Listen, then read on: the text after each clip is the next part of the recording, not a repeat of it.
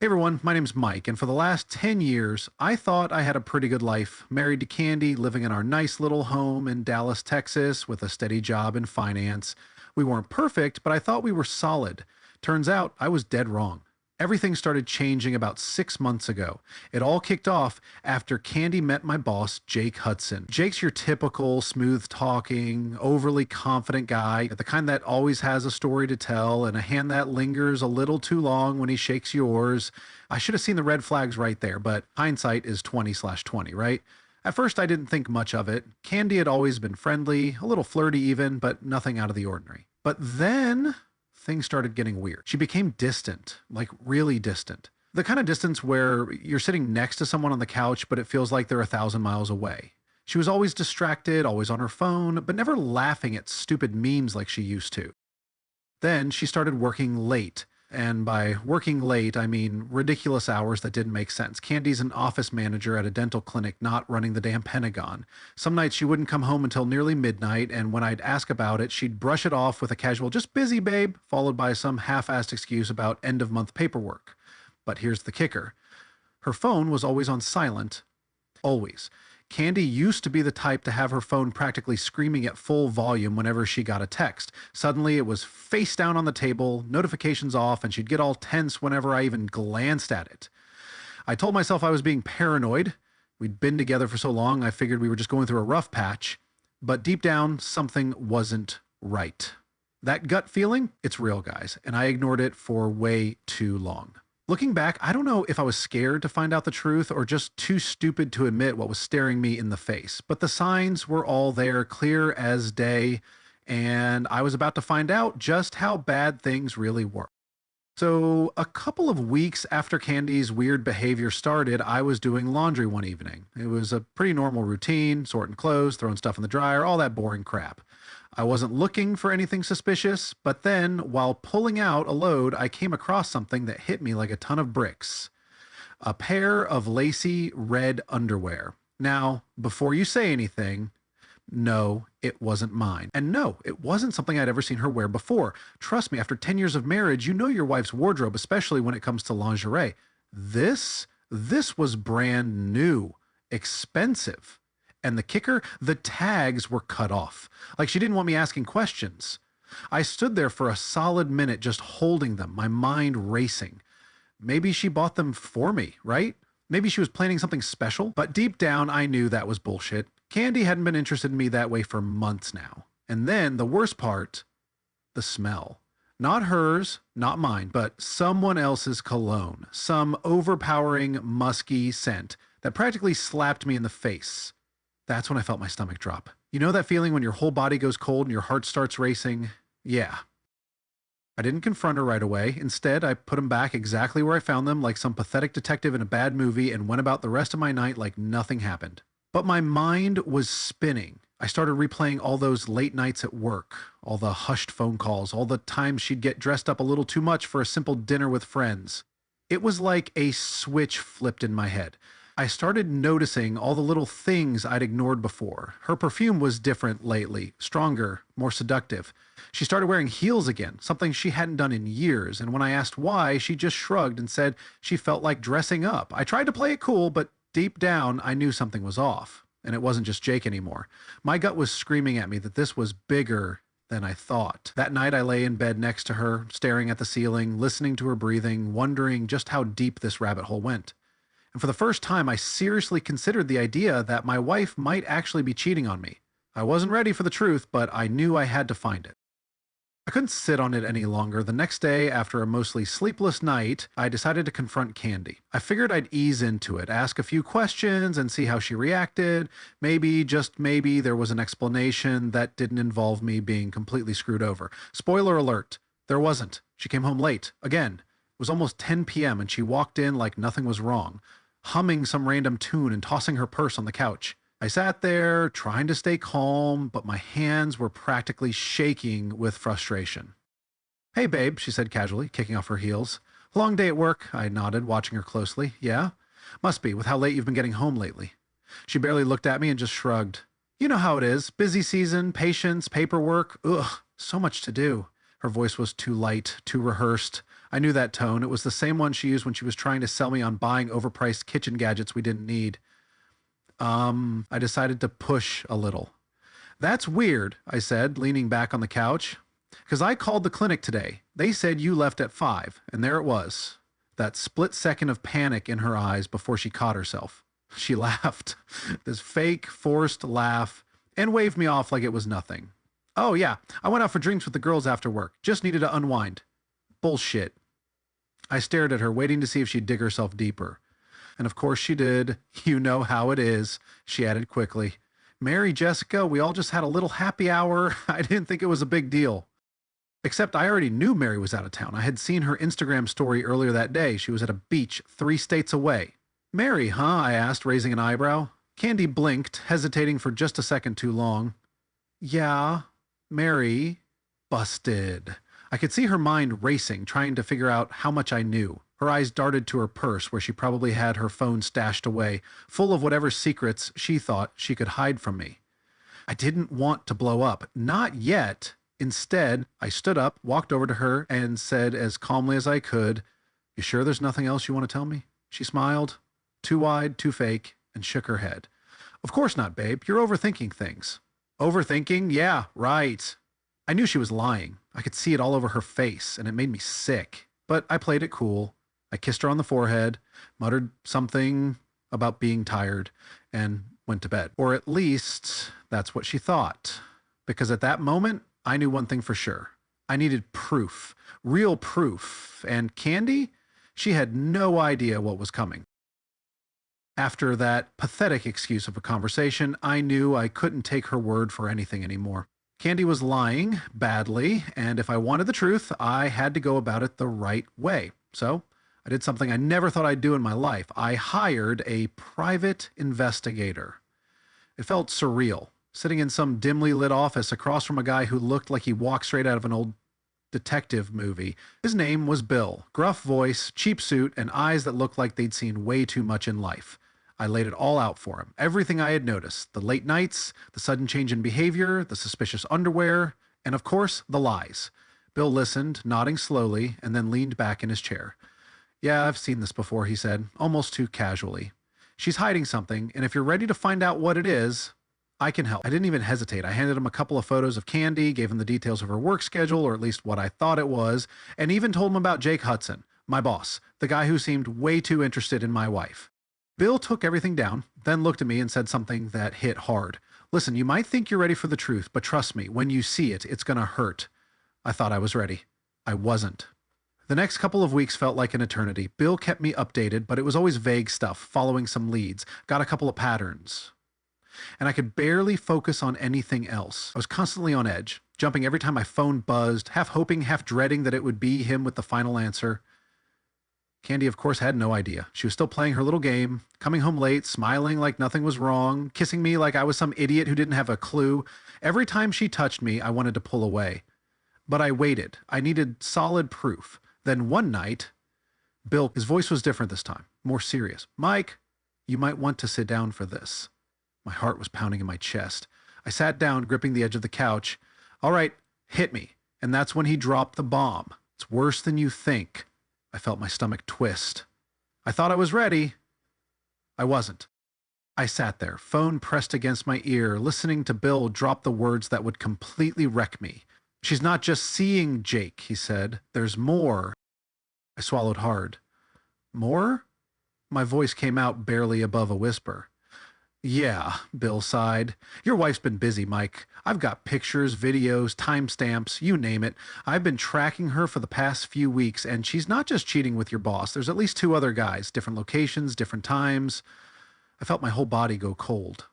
One part of me wanted to scream, throw something, break anything in sight, but I just sat there, numb.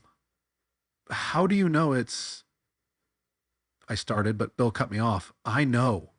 And then he started describing it, the hotel meetings, the lunches that turned into afternoons, the way she was so damn comfortable with them, like this was just her normal life. He even caught her meeting one of the guys at a bar right across town, a place we used to go together all the time. Hearing it all laid out like that, so clinical and factual, made it worse. It wasn't some fling, some one-time mistake she could cry her way out of. No, this was a lifestyle, something she had built behind my back while smiling in my face every day. And the worst part, she didn't even seem like she was hiding it that hard. It was like she thought I was too stupid or too trusting to ever figure it out. Bill told me he'd send over everything: photos, reports, even a goddamn folder with printed timestamps if I want it. I told him to send it all. I needed to see it for myself. When the email came through later that night, I sat at my desk, staring at it for what felt like hours before finally clicking it open. And there it was, Candy, my wife of 10 years, in crystal clear evidence, holding hands with Jake, kissing some other guy I didn't even recognize, walking into a hotel with yet another man. The timestamps were all over the place, weeks, months. God knows how long it had really been going on. I scrolled through the pictures one by one, my stomach churning with every click. The way she smiled at them, laughed with them, looked at them, the way she used to look at me, it was like a punch to the gut. At some point, I just stopped. I couldn't take any more. I closed my laptop and sat there in silence, staring at the wall, trying to process the fact that the woman I built my life with was a complete stranger. I felt humiliated, betrayed, furious, but most of all, I felt done. There was no saving this, no conversation that could fix it. Candy had made her choices, and now it was my turn to make mine. Once the shock wore off, if you can even call it that, I realized what had to be done. There was no coming back from this. No amount of apologies, tears, or excuses could fix what Candy had done. She didn't just break my trust, she nuked it from orbit. I wasn't about to be one of those guys who begs and pleads for answers. No, I wanted out, and I wanted out clean. The next day, I scheduled an appointment with a divorce lawyer, a guy named Jeff, who came highly recommended by a buddy of mine. Walking into that office, I felt like a complete failure, but I knew it was the only way forward. Jeff was sharp, straight to the point, and had seen enough of these cases to know exactly what I needed. I laid everything out on the table, showed him the pictures, the reports, told him about the late nights, the lies, everything. He listened without judgment, then leaned back in his chair and said something that hit me hard. Mike, I'll be honest with you. She's going to fight this, especially when she realizes what she stands to lose. But we've got the upper hand. He wasn't wrong. Candy and I had a lot of joint assets. Our house, savings, retirement accounts, and the way Texas law works, adultery doesn't play well in divorce proceedings. The evidence I had could potentially leave her with nothing. Jeff laid out a plan: secure all financial assets. I pulled our joint funds into an account under my name only, nothing illegal, just securing what was rightfully mine until the court made the decision. Change all passwords, bank accounts, emails, even Netflix. I didn't want her using anything of mine anymore. Gather documentation, everything. Our mortgage statements, proof of my income, proof of her income or lack of it, since she wasn't exactly raking in cash at her office job.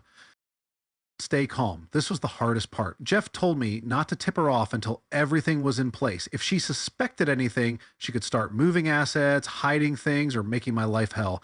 It felt weird planning an escape from my own marriage like it was some military operation, but I had to think ahead. Candy was good at lying, really good, and I wasn't going to give her any advantage. That night, I started packing up my own stuff. Not everything, just the essentials. I wanted to be the one who walked away, not the other way around. Every piece of clothing I folded, every item I threw in a box felt like another weight off my shoulders. I kept playing over in my head how she'd react when I hit her with the papers. Would she cry, scream, beg? Honestly, I didn't care anymore. She made her bed, literally, and now she could lie in it. When I finally lay down in bed, I didn't feel sadness. I didn't feel regret. I just felt ready. Ready to end this nightmare and move on with my life. Tomorrow, I'd take the first real step towards getting rid of Candy for good. I knew I couldn't keep this under wraps forever. People were bound to find out, and honestly, I wanted them to. Candy had built this perfect little image of herself. Loyal wife, social butterfly, all-around sweetheart. But I knew the truth now, and I wasn't going to let her keep wearing that mask. The opportunity came sooner than I expected. Our company was hosting this big corporate event, fancy dinners, speeches, the whole 9 yards. Jake, my boss, was going to be there, along with most of my coworkers and a lot of Candy's mutual friends. The idea of standing in the same room as him made my blood boil, but at the same time, I knew it was the perfect time to put everything out in the open. I showed up, suit pressed, head held high, pretending like everything was fine. Candy, of course, waltzed in about an hour later, dressed to the nines, smiling like she didn't have a care in the world. The way she laughed and chatted with people like nothing was wrong made me sick. Then I saw Jake, that smug bastard. He was schmoozing up the higher-ups, laughing it up like he didn't just spend the past few months screwing my wife. I waited until the speeches were over and the drinks were flowing freely. People were relaxed, chatting in small groups when I made my move. I walked right up to Jake and Candy while they were in the middle of a conversation, handed Jake a thick manila envelope and said, loud enough for everyone around to hear, "You might want to take a look at this, Jake. It's got some great shots of you and my..." Silence. Complete and utter silence. Candy's face turned ghost white, and Jake fumbled to open the envelope, his eyes darting between me and the papers, and there it was, printed photos of them together, walking into hotels, kissing, even sitting way too close at that bar across town. The look on his face, priceless. Candy tried to grab my arm, hissing under her breath, "What the hell are you doing?" But I wasn't done. I turned to the crowd, our friends, co-workers, even Jake's wife, who I had made sure was in attendance, and said, "Just thought everyone should know what these two have been up to while I've been home, like an idiot." You could hear a pin drop. People were staring, whispering, eyes darting between me, Candy, and Jake. His wife? She looked like she was about to faint. Candy tried to play it off, stammering, "Mike, please, let's not do this here." But it was too late. The damage was done. Jake's boss pulled him aside almost immediately, and I could see the wheels turning in his head. This was a PR nightmare waiting to happen. Candy, on the other hand, grabbed my arm, tears welling up in her eyes, and whispered, "Please, we can talk about this." I shook her off. "There's nothing to talk about, Candy. It's all in the papers." I nodded toward the divorce papers I had neatly tucked inside the envelope, too. "Sign them." And with that, I walked out. I don't know what happened after I left, but my phone blew up that night. Friends texted me, some shocked, some supportive, others just wanting gossip. I didn't care. The truth was out, and there was no coming back from it. Jake ended up leaving the company a few weeks later. Apparently a mutual decision after the whole scandal. Candy, she went into full damage and troll mode, trying to spin it like I was the crazy husband who overreacted. But people knew. They saw the truth. And honestly, I felt damn good. For the first time in a long time, I wasn't the guy being lied to. I was the one taking control. After the public fallout at the corporate event, I thought Candy would go into hiding, maybe lay low and accept her fate. But I underestimated her. A couple of days after the scandal, she showed up at my place unannounced. I opened the door to find her standing there, makeup smeared, eyes puffy, like she'd been crying for hours. She was clutching a stack of papers, her divorce papers. Like holding onto them would somehow undo everything. "Mike, please, can we talk?" she said, her voice trembling. I wanted to slam the door in her face right then and there, but a small part of me was curious to hear what kind of bullshit she'd come up with this time. So, like an idiot, I let her in. She paced around the living room, fidgeting with her ring. Yeah, she still wore it, like it meant something now. And then she started the performance. I messed up, okay? I was stupid. I got caught up in something I shouldn't have, but it didn't mean anything, Mike. You have to believe me. I laughed. Actually laughed. "Didn't mean anything, Candy? You didn't just trip and fall into Jake's bed. And what about the other guys? Did they not mean anything either?" She froze, eyes wide, and I knew I had her. She thought I only knew about Jake. "Mike, please, I was confused. I wasn't happy, and I didn't know how to tell you." I shook my head, my patience wearing thin. "So instead of talking to me, you decided to screw half the city. Great problem-solving skills, Candy." She started crying, the whole waterworks routine. "But I love you. I really do. I was feeling lost." Lost? She wasn't lost when she was sneaking off to hotels, laughing in my face every time she came home late with a bullshit excuse. I stood there, watching her crumble, but I didn't feel sorry for her. I didn't feel anything anymore. That's when I realized I was truly done. Whatever love I had for her had been beaten down by the lies, the deceit, and the sheer audacity she had to show up here and beg for forgiveness. "Andy," I said, my voice steady, "you're not sorry for what you did. You're sorry you got caught. And I'm not giving you another chance to do it again." She grabbed my arm, desperation dripping from her voice. "Please, Mike. I can change. I'll do anything. Therapy, counseling, whatever it takes." I pulled away, shaking my head. "You should have thought about that before you went looking for excitement. Everywhere but here." I grabbed the divorce papers from the table, shoved them into her hands, and pointed at the door. "Sign them, Candy. It's over." She stood there for a moment, staring at the papers, and I could see it in her eyes. She knew she had lost. With a shaky breath, she finally muttered, "I'm sorry," and walked out the door. I locked it behind her, leaned against it, and exhaled. I wasn't angry anymore. I wasn't even relieved. I was just done. That night, I poured myself a drink, sat down, and thought about what was next. Candy had lost her chance, and for the first time in years, I was ready to focus on me. Once Candy walked out that door, I knew there was no turning back. I wasn't about to let her weasel her way out of this, not after everything she put me through. I wanted it done, clean, and airtight. So, with my lawyer Jeff leading the charge, we hit her with everything we had. Filing for divorce in Texas can get messy, but since I had proof, solid, undeniable proof of her cheating, it gave me the upper hand. Jeff made sure the paperwork highlighted Candy's marital misconduct, which meant she wasn't entitled to squat. No alimony, no share of my 401k, and most importantly, I was gunning to keep the house. Candy, of course, tried to fight it. Her lawyer, some cheap guy she probably found online, kept trying to paint me as the emotionally unavailable husband who drove her into the arms of other men. The mental gymnastics were insane. They tried claiming I was too focused on my job, that I didn't give her the attention she needed, and that her indiscretions were just a result of feeling neglected. I wasn't buying it, and neither was the judge. When it came time to present evidence, Jeff laid it all out. Emails, photos, hotel records, and even a timeline that made Candy look like the professional cheater she was. I could see her shrinking in her chair with every new piece of evidence, her lawyer fumbling over his words, trying to spin it. And the best part? Jake, my boss, the guy she cheated with, was subpoenaed to testify. You should have seen the look on his face when he walked into that courtroom. He tried to play it cool, but under oath, he crumbled. He admitted to everything: text messages, meetups, even the fact that he knew she was married but didn't think it was that serious. The guy looked like he wanted to crawl under the bench and disappear. By the time it was all said and done, the judge didn't have much sympathy for Candy. The ruling was swift. I got the house. I kept the majority of our savings.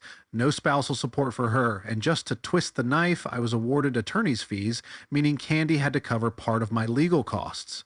The look on her face when the ruling came down, worth every sleepless night I'd had leading up to this. She tried to put on her sad, teary-eyed act, but the judge wasn't having it. Her choices had consequences, and for once, she couldn't sweet-talk her way out of it. After the hearing, she cornered me outside the courthouse, her face blotchy from crying. "Mike, please, we can figure something out. We were together for 10 years. Doesn't that mean anything?" I looked at her for a long moment, then shook my head. "It meant something to me. Clearly it didn't to you." And just like that, I walked away. Walking out of that courthouse felt like finally shedding the weight of a decade's worth of lies and betrayal.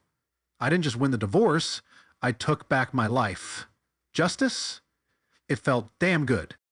Winning the divorce was satisfying, but there was one piece left that I couldn't let go of. Jake. That smug bastard thought he could screw around with my wife and walk away without consequences. Not a chance. See, while the court case was wrapping up, I did a little digging of my own. Turns out Jake had a lot more to lose than just his reputation. I knew he was climbing the corporate ladder, eyeing a major promotion that would put him in charge of an entire region. The guy was all about appearances. Married man, devoted family guy, and a real team player. The company ate that stuff up. So I made sure they saw the real Jake. First, I sent an anonymous email to HR with a nice little package attached. Pictures, emails, and texts between him and Candy. It wasn't just the cheating, it was the fact that he was using company money to fund some of their little getaways. Fancy dinners, charged to his corporate card. Hotel stays during business trips. Yep, expensed under vague descriptions like client relations. HR didn't take too kindly to that. Within a week, rumors were swirling and Jake was called into a private meeting. Word around the office was that he tried to downplay it, but when they showed him the receipts, literally, he had nothing to say. Then came the final blow. Remember Jake's wife? Yeah, well, I made sure she got her own package too. I found her on social media, and with little help from a mutual friend, I sent her everything. No message, no explanation, just the cold hard truth in digital form. It didn't take long. A few days later, Jake was packing up his office, tail between his legs. Fired! His wife? She kicked him out of their house, filed for divorce, and from what I heard, she took him to the cleaners. I can't lie, it felt damn good watching him get exactly what he deserved. I even got a few texts from coworkers who used to kiss his ass, suddenly telling me how they always knew he was shady. Yeah, sure you did. Candy, of course, tried to spin it like I was being vindictive and immature. She texted me one night saying, "You didn't have to ruin his life, Mike. That's not who you are." I didn't even respond. She was right. I wasn't that guy. But she turned me into him. With Jake out of the picture and Candy fading into the background, I finally felt like I could breathe again. The weight of betrayal, the humiliation, the anger, it was all starting to fade. I wasn't just getting even, I was getting closure. Thank you so much for watching. I hope you enjoyed it. Tell me what you think about that story. Have a good day, and bye.